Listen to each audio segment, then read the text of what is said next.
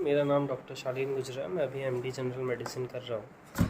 आज का टॉपिक बहुत कॉमन सा है, फिज़िकल एक्टिविटी। जो नॉर्मल इंडिविजुअल है उसके लिए फ़िज़िकल एक्टिविटी करना बहुत इंपॉर्टेंट है, क्योंकि कार्डियक समस्या, वेसल्स की जितनी भी ब्लड वेसल्स की समस्या है, रेस्पिरेटरी लंग्स की जितनी भी समस्या है, ये अपन फिज़िकल एक्टिविटी के द्वारा अपन हटा सकते हैं। बेसिकली एक यूएस डिपार्टमेंट ऑफ हेल्थ है, ये डिफ़ाइन करता है कि किस व्यक्ति को किस एज ग्रुप के हिसाब से कितनी फ़िज़िकल एक्टिविटी करना चाहिए। जनरली जो इंडिविजुअल है उसको 150 मिनट ऑफ मॉडरेट एक्टिविटी एक हफ्ते में करना चाहिए। मतलब रेगुलर 25 से 30 मिनट हफ्ते में 5 दिन एक अच्छी एक्टिविटी करना चाहिए, कोई भी फ़िज़िकल एक्टिविटी, जिसमें जॉगिंग हो गया, पैदल चलना हो गया, साइकिलिंग हो गया, ये मॉडरेट एक्टिविटी में आता है।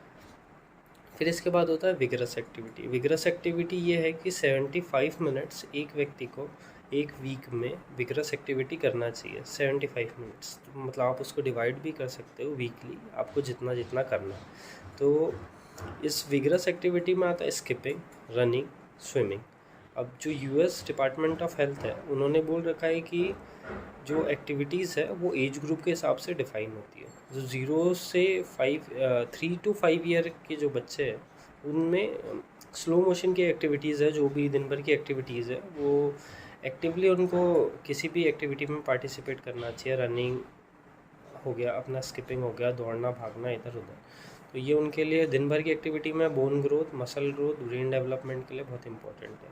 फिर नेक्स्ट स्टेप आता है 5 to 16 ईयर्स। तो इसका जो सेगमेंट है, इस सेगमेंट में यह है कि जो बच्चों को रेगुलरली 1 आवर से ज़्यादा की एक्टिविटी, फ़िज़िकल एक्टिविटी बहुत इंपॉर्टेंट है। इस एक्टिविटी से उनका जो बोन ग्रोथ है, हाइट हो गई, मसल ग्रोथ हो गई, ब्रेन डेवलपमेंट हो गया, कार्डियक हेल्थ हो गया, रेस्पिरेटरी की हेल्थ हो गया, ब्लड वेसल्स की हेल्थ हो गया, इंटरनल ऑर्गन्स की हेल्थ हो गया, जो बॉडी में जो ब्लड फ्लो है वो इम्प्रूव्ड रहेगा। पर ये 5 to 16 वालों के लिए है, 1 आवर से ज़्यादा की एक्टिविटी।